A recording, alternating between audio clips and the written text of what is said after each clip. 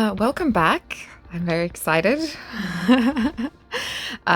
This one is one from my own personal library. So I was in the mood for some mystery novels recently, and I pulled these off my to be read shelf, which is a bit of a mess and quite extensive at the moment. As you can probably guess, I bought them almost entirely because of the stylish cover art. And since they're quick reads, I wasn't originally planning on sharing them here. I was just going to read them and enjoy them and whatever. But then I got a little bit intrigued by Mignon G. Eberhart. But first, a word about the sponsor of today's video.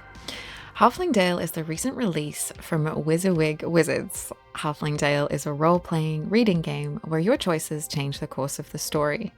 You're a halfling living a peaceful, happy life in the Dale. That is, until tragedy strikes. Your mischievous brother has burgled a precious heirloom and run off with a dwarf, leaving your family name in tatters. Will you try to regain your good name? You can customize your character, build relationships, make different choices, and live your halfling life to the fullest. With 10 characters to befriend and 28 endings to explore, no read-through will be the same. I enjoyed this app, and I think you might too. Halfling Dale is available now on Google Play and iOS App Store, so please check out the links below, and a big thank you to WYSIWYG Wizards for supporting the channel. Mignon G. Eberhart wrote her first mystery novel in the late 1920s, and her career lasted 7 decades until the 1980s. She was born in 1899 in Lincoln, Nebraska, and at that time her name was Mignonette Good, which I think is such a lovely name. And she'd always liked writing and written short stories and things, but she took up writing novels after her marriage to Alanson Clyde Eberhart, who was a Navy man, to sort of stave off boredom and fill her spare time. It was interesting when I looked her up. At one point, she actually divorced her husband and married someone else.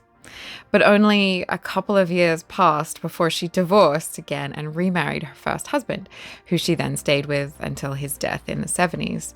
And I couldn't really find anything more about it, but I just thought that was so interesting, and I would love to have known more about that part of her life, because I always find these things interesting, especially people that remarry. That's always something that's it's very Elizabeth Taylor, isn't it? But anyway, by the end of the 1930s, she was the leading female crime novelist in the US and was one of the highest paid as well. So in total, she wrote close to 100 novels, her last being published when she was 88. Her stories were adapted into movies and plays, and with her being so well known and me loving a classic murder mystery novel, it was pretty strange to me that I hadn't heard of her. So I'm really glad I came across these. One reason I think I may not have come across her before is that her books are a slightly different genre and style than sort of classic Golden Age detective mysteries like Agatha Christie or Dorothy Sayers or that kind of thing. They're generally more romantic suspense, with a young female lead in peril who solves the case while being menaced by several unsavory types. And then there's a romantic subplot in each one. So part of the selling point of the novels are the aspirational homes or lifestyles or exotic locations. Sometimes there's different time periods, and I found that really fun. The main character can be a little bit dim sometimes about putting clues together, but they're always pretty tough, independent, and likable women, which makes for a good read. The books have some fun plots and twists. They are quick, entertaining reads, really. I think some are better than others, which I think is not surprising with somebody with a really long career. You're going to find some just feel like a stronger story than others. But yeah, they seem to be generally like pretty readable, which I like. They're not badly written. The style is quite commercial. There isn't anything terribly idiosyncratic about Eberhart's style that makes her, if you know what I mean. But I like that they're a smooth, interesting read each time. The author played around with different twists on the genre and different scenarios and things like that. And I think that was really fun in the ones that I read. And they always hit the same tropes at some point. There's always a will they, won't they sort of romance, a menacing, manipulative bad guy or two, a misdirect close to the end, and then a chilling final escape from the clutches of the killer. And then it's all is well that ends well. So these are two of the ones that I read. Firstly, I had Woman on the Roof from 1967. As you can see on the cover, this lovely blonde in her cute outfit is being menaced by a very creepy assailant. She looks truly terrified. This one's set in a chic, fancy penthouse apartment in Manhattan.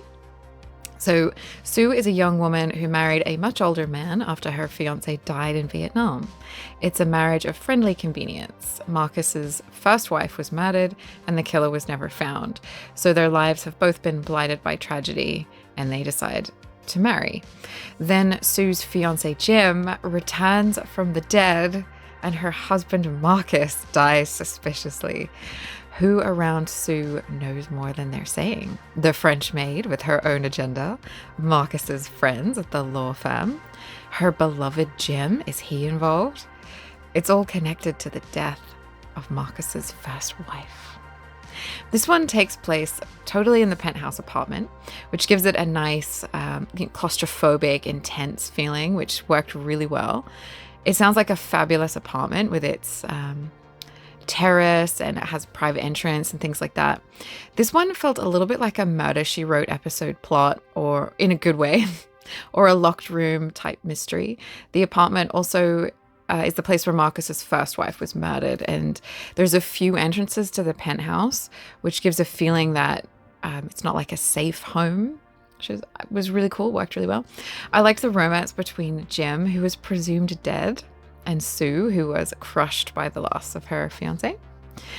And I just sort of thought, I was thinking, in the 60s, the idea that maybe someone you lost to war might return would have been particularly poignant, I think, because there was war at the time, but it was also people would have remembered the Second World War. So I thought that was kind of like, I think that would have hit different, reading it in that time period. So this one worked well for me. I really enjoyed it. Where this one was a little bit dated was that Marcus was a lot older than Sue. In fact, he was one of her father's friends, and she used to sit on his lap as a child. I think that kind of age gap or that relationship might be a little bit more frowned upon now. But in the context of the story, it's more like they have separate bedrooms and they're sort of a support to each other, without giving too much away. These books are not long, so I've tried to, with these two I'm telling you about, just give you the scenario so that there's no spoilers. The other one I want to tell you about was The Man Next Door from 1943. This one has a fabulous cover. The beautiful woman in her vintage fashion, the hair, and then the hint of fog. It's such a great atmospheric image. These have such great covers. So this one was published originally in the 40s, and it has a wartime sort of espionage theme. This time the story centers on Maida. You don't hear that name anymore, do you? A beautiful young secretary who's in love with her boss, Steve, who may or may not share her feelings.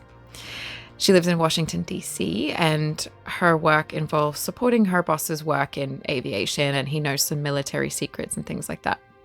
Maida finds herself in over her head when she goes to Steve's house to pick up some papers, and she stumbles upon a body.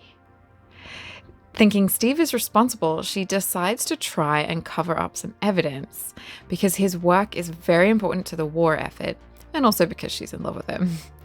But a man has seen her, and he blackmails her to spy for him on Steve's work secrets in exchange for not talking to the police, basically, and turning Steve in. It's a little convoluted, but it works really well in the story because of the way it's developed in the plotting. So Maida is basically Maida. Every time I say Maida, I'm like thinking of Mater from Cars. Anyway, it's Maida.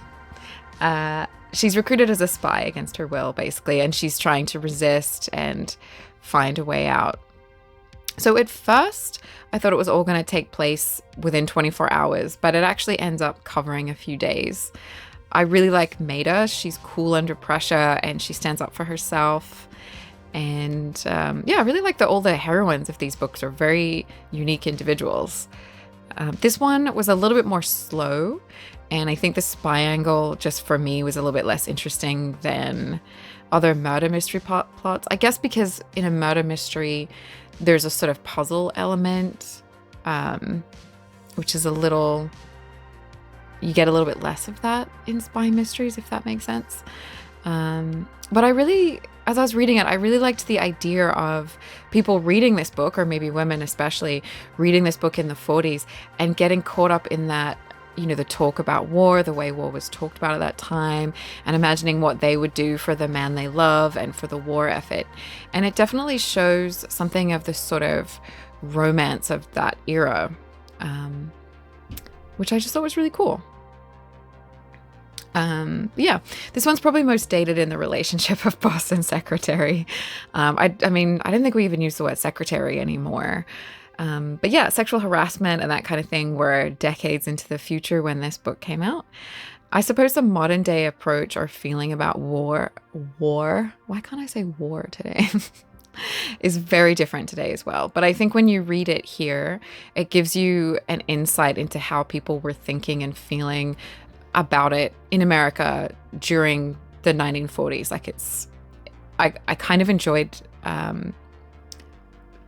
learning about that mindset or that way of looking at things. Whether or not you agree with it, it's just kind of a snapshot of history, I guess is what I mean. So yeah, it's really nice to read an author like this whose career covered several decades. Agatha Christie is the same. I've read all of her books, and it's fascinating to read them sort of in order. They give you an insight into what people were thinking, feeling, preoccupied with at the different times, what kind of preoccupations, hobbies, jobs that were available for different people at the time. I don't know, I find that really interesting, especially because these books were aimed at a broad audience appeal. So they are very much sort of popular thinking, if that makes sense. They're obviously dated socially and probably racially as well. It didn't come up in the ones that I read, but some of these books are about 100 years old.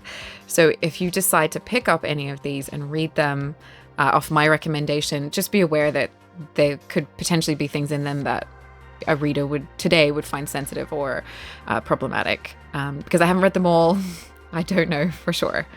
But I did notice that they were a little bit ahead of their time, or maybe even representative of their time, with their women characters who have interesting jobs. They're equal sleuths to the men in the story. They don't always need a man, even though there's a romance plot. They make decisions for themselves. They fight. They stand up for themselves. They face things with courage. And the relationships between women in these books are also really interestingly written as well. Sometimes there's kind of rivalries between women, but often there's some interesting friendships and supportive relationships as well. That was my cat sneezing. Did you hear that? There he goes again. He's so cute. Hi. He's got the sneezes. So basically you could say that the books of hers that I read certainly passed the Bechdel test, if anyone remembers the Bechdel test. And I also noticed that there were some male characters who were subtly coded as gay, and they were not sort of put in the story to be punished or be made the bad guys. That kind of subtle coding was very, I wouldn't say like common, but it was often the way, movies and books and things of the time would kind of put a character who was gay in the story. But sometimes they were made to be the bad guy. And I don't know, it's just interesting. I will admit, sometimes the main characters can be a little bit, just not see what's obviously right in front of them in order to allow the plot to continue. Like, if she figured it out that quickly, you wouldn't have a story. But I didn't really mind that, because I was entertained the whole time. I was invested in the story, and I was interested to see where the plot was going to go, and I just enjoyed being in the little worlds of these stories and all of that. So it wasn't a problem for me. But yeah, I mean, this author was huge and I'd never heard of her. So I'm super curious if any of you guys have read any of these books, or if you've heard of this author, if you're sitting there being like, everybody knows this woman. And I'm like, I never knew of her. Please let me know. If you recommend any of them, drop me a comment. But also, if you've read any of them that are sort of controversial or anything like that, let me know in the comments as well, because obviously, you know, it's all of interest to me. I want to know. Yeah, but thank you for watching my video and joining me on this little journey. You can check out some of my other videos. I also have another channel and socials, so you can find links below if you want more of that. And if you want to hang out again, remember to like and subscribe. And you can always leave a comment, let me know what you thought, or let me know what else you might want to see. Thank you.